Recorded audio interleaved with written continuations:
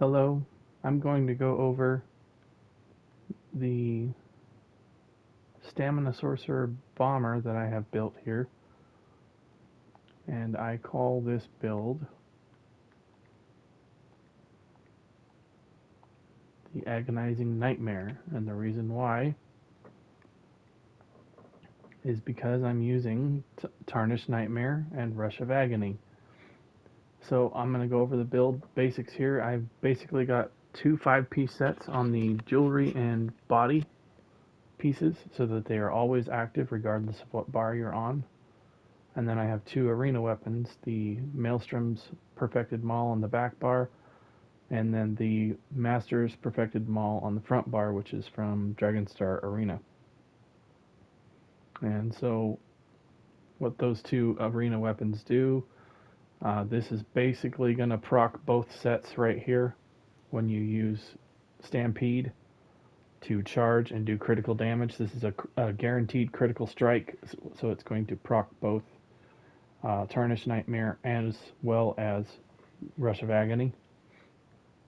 And then when I basically set up the bomb, you can hit cleave, and as the more people that are inside the cleave cone, this increases the damage per hit. So this is a pretty simple bomb build here.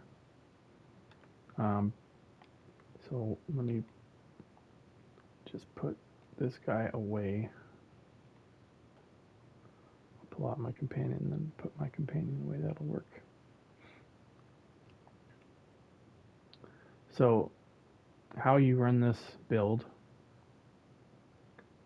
you want to find a cluster, and I'm in Craiglorn, where everybody practices bombing in Spell Scar.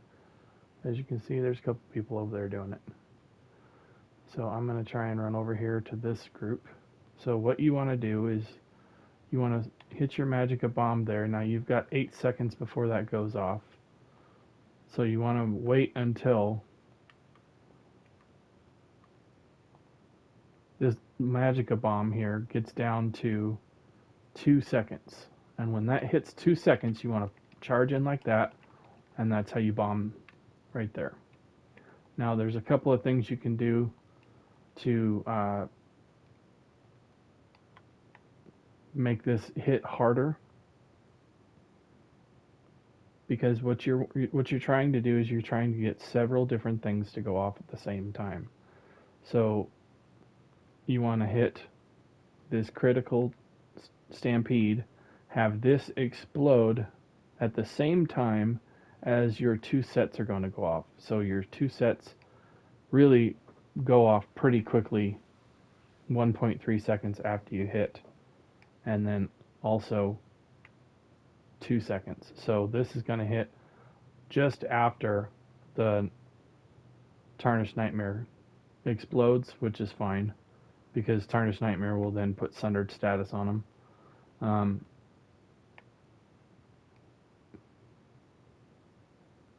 There's a little bit of a group right there. So basically the order you want to do it in is you want to count how long these skills take. So this is 8 seconds, this is 10 seconds, and this is 6. So you want to have this up for sure. So I'm just gonna get these guys to chase me into this big group here. And when it gets to 2, I'll hit that, and that's how it blows up. I didn't get everybody there because I'm not a real great bomber, but that's basically how you do that. So as long as you get this bomb here to tick down to 2, like this, and then flip to your front bar and start hitting your cleave, you're going to do a lot of damage. Now the other thing that you can kick in is this two-handed ultimate onslaught is absolutely nasty. So you could get this to tick down to 2, crit charge in, hit your ultimate, and then bar swap into this. I know it's kind of a lot to handle, but basically, if you practice the rotation out here in Craglorn, you'll get better and better and better. And I know everybody hates bombers, but I figured if I put a video out, maybe people would see it, and people that don't know how to bomb will learn. And then everybody knows how to bomb, and then it's not that big of a deal anymore. I think it's the more frustrating part is when you don't know how to bomb, because then you can't counter it by doing it yourself. And that's, I think, probably one of the reasons why people hate bombers the most. So I'll crit charge into these guys and hit them with, well, I didn't, there we go, it went off late. Like I said several times, I'm not a PvPer, so I'm not real great at this. So you can criticize my rotation all you want, I don't care. I'm just showing the basics of how this is done, so that if you want to do it, you can. If you don't want to do it, don't. It's simple as that. But the reason why you want to run this ultimate back here is because it makes your direct damage attacks ignore resistances and for the next 5 seconds.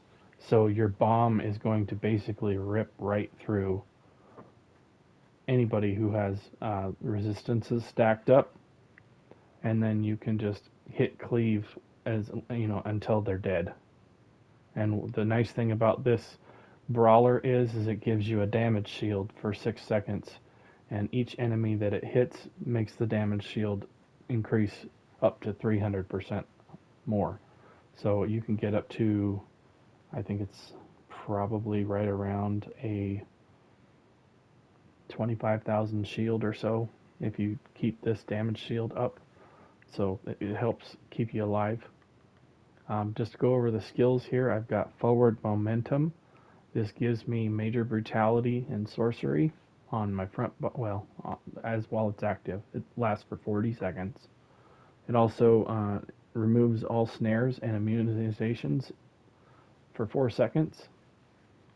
Then I've got this just to increase the damage on my front bar. I don't ever really use it. It's just to proc the Fighter's Guild passive, as well as the front bar Dawn Breaker of Smiting is also there to proc the increased damage. This one actually gives me increased critical chance on my front bar. So, and also the minor berserk is there as well. This helps strip resistances from the enemy. Also, it makes your next non-ultimate ability that you cast within 3 seconds cost 10% less. So you got to be pretty quick when you cast this one. So, like for example, you want to start off with this one because it's the longest, the momentum, and then probably keep up your back bar resistances. Hit this R1, your heal to get your stuff, and then go over here, and then you can see how that works. Now, the Frost Atronach doesn't die because he's got the biggest life bar out of all of them, but you can see I bombed everything else pretty much in a one hit. And it's very simple. As long as you time, the big thing is this bomb here, you want to wait till it gets down to about 2 seconds. If you wait till that happens, like this, then it pretty much everything is going to get hit by it, and then it's going to make the bomb more powerful.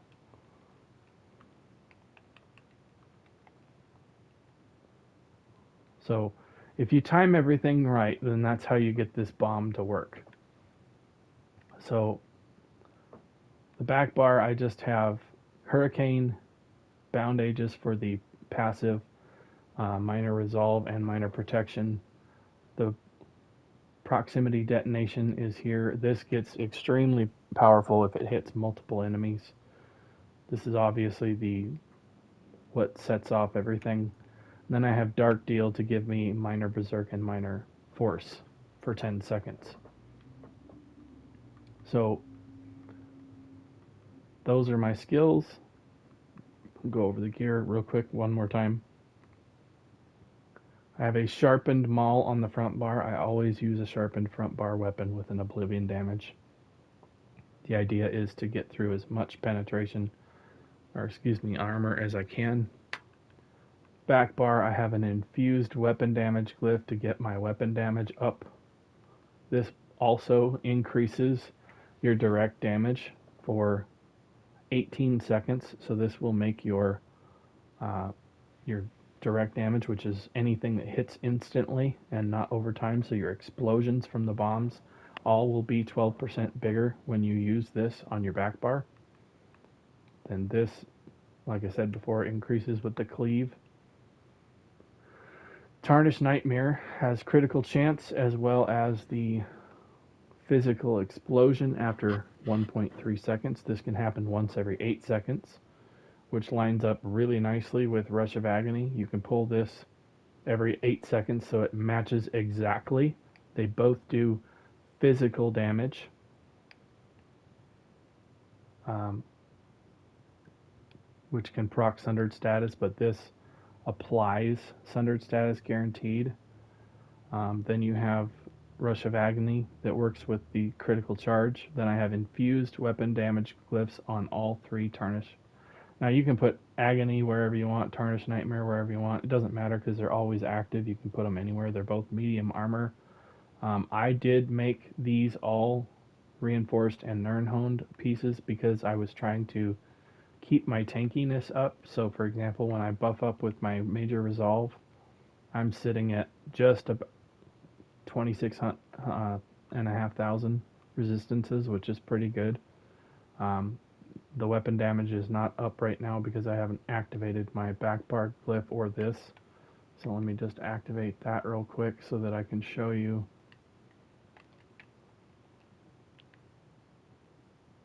It gets up to 6,000 with a penetration of 9,600.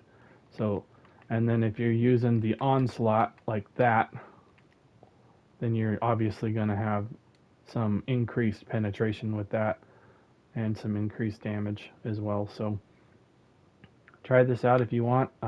Real quick for the blue CP and the red CP, sometimes I forget to cover this.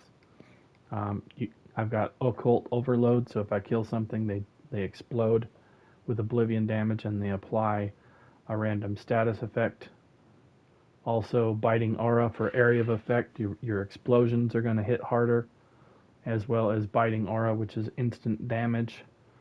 So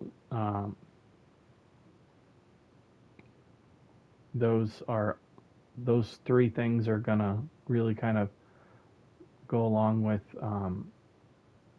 blowing everything up. Something's attacking me. It's making this more difficult.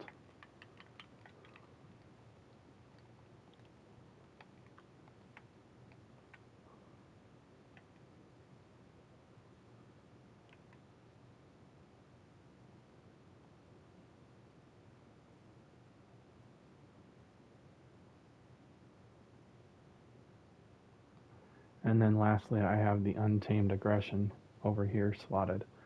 So there's 1, 2, 3 things that go with the bomb, and then this increases everything. This is just a pure weapon and spell damage.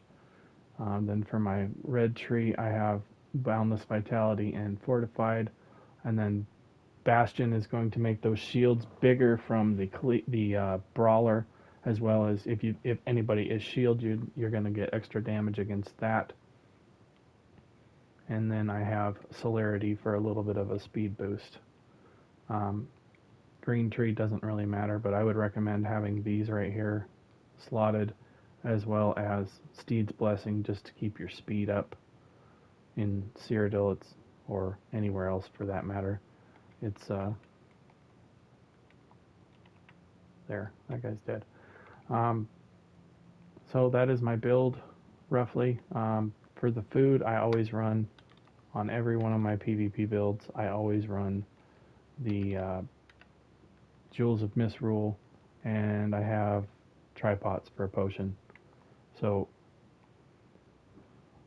the Mundus I'm using is the Lady, just to give me a little bit more resistances, keep me a little bit more tanky. So I know that's probably not optimal, but I'm trying to bomb without just going in and dying.